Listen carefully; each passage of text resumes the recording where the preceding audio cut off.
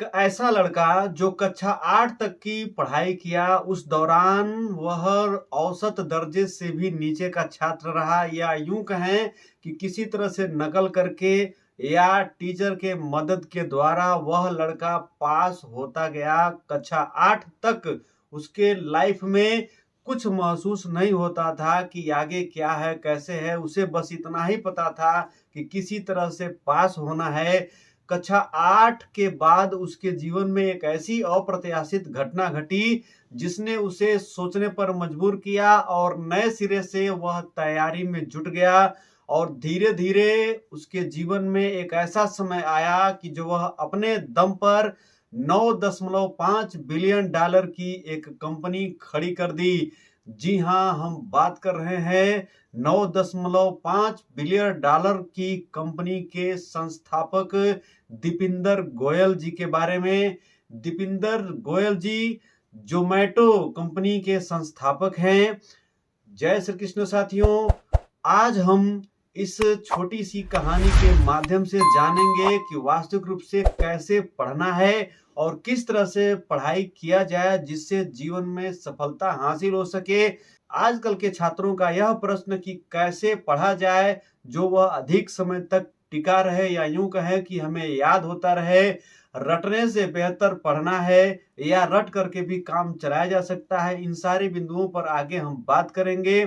तो चलिए वीडियो को शुरू कर। पढ़ाई की टेक्निक क्या है हम इस वीडियो में आगे जानेंगे। उससे पहले दीपिंदर गोयल जी की कहानी को आगे हम बढ़ाते हैं। दीपिंदर गोयल जब कक्षा 8वीं तक के छात्र थे, वह किसी तरह से पास होते थे, या यूं कहें कि पास होने तक का नंबर अर्जित करते थे।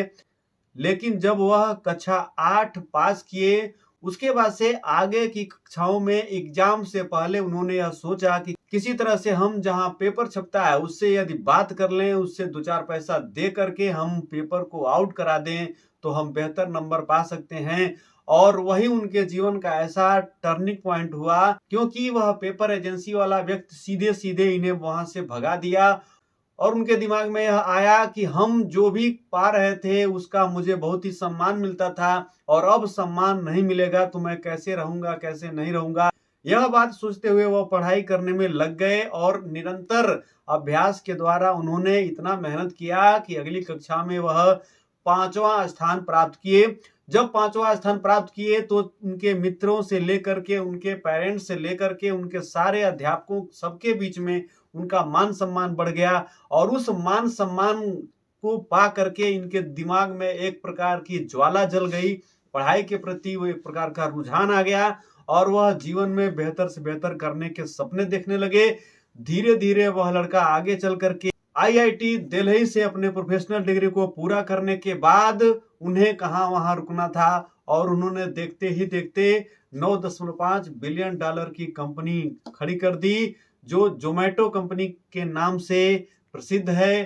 तो दीपिंदर गोयल जी की मेहनत रंग लाई और उन्होंने यह समाज में यह बता दिया कि यदि मेहनत किया जाए तो कुछ भी हासिल किया जा सकता है, चाहे वह पढ़ाई हो, चाहे वह किसी भी तरह का क्षेत्र हो। यदि हम श्रम करते हैं, अर्थात हम मेहनत करते हैं, तो निश्चित रूप से हम उसमें कामयाब अवश्य होंगे। आज के समय में बहुत सारे बच्चे ऐसे होते हैं जिन्हें यह लगता है कि हमने किताब को खत्म कर दिया तो हमारी पढ़ाई पूरी हो गई, लेकिन उन्हें इसका एहसास नहीं होता है कि सिर्फ किताब को पढ़ लेना ही पढ़ाई पूरी करना नहीं होता है, बल्कि उसके जो भी भाव हैं उनको समझना भी पढ़ाई का एक हिस्सा होता है। अर्थात समझ करके पढ़ना नितांत आवश्यक होता है। कई बार ऐसा होता है कि बच्चे तैयार कर लेते हैं और उनसे पूछा जाए कि हाँ भाई आपने भूगोल पढ़ लिया, तो बच्चा कहता है जी सर हमने भूगोल पढ़ लिया। तो उससे यह पूछा जाता है कि ये बताइए कि मौसम और जलवायु दोनों को हम अलग अलग क्यों परिभाषित करते हैं, तो इस बात पर वह लड़का चुप हो जाता है। कहने का तात्पर्य यह है कि उसने पढ़ाई तो किया लेकिन कनेक्टिंग का काम नहीं किया, अर्थात जो भी उसे पढ़ाया गया उसे एक दूसरे से कनेक्ट करना समझ में आया ही नहीं। और जब चीजों को एक दूसरे से कनेक्ट करना आपने नहीं सीखा तो समझ लीजिए कि आपने समझ के साथ नहीं पढ़ा, और जब आपने समझ के साथ नहीं पढ़ा तो समझिए कि आपने सिर्फ रटा है। और रटने वाली जो विद्या है उसकी उम्र अधिक नहीं होती है, वह बहुत जल्दी समाप्त हो जाती है और आप पुनः उस निचले पायदान पर ही पहुंच जाते हैं। पढ़ाई करने का तात्पर्य यह है कि आपको बेसिक जानकारी होना, आपका फंडामेंटल नॉलेज अर्थात बेसिक जानकारी आपकी मजबूत होगी तो आपके अंदर वह कॉन्फिडेंस आएगा जो आपको आगे पढ़ने को और प्रेरित करेगा। आप मन लगा करके अध्ययन में जुटे रहेंगे।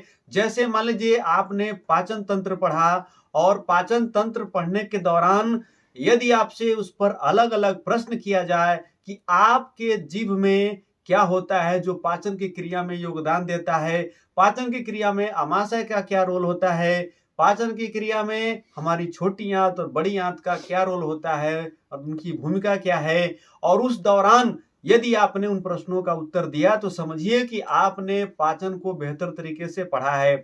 और जब आप उसका उत्तर नहीं दे रहे हैं तो समझिए कि आपके अंदर जो बेसिक जानकारी है वही नहीं है।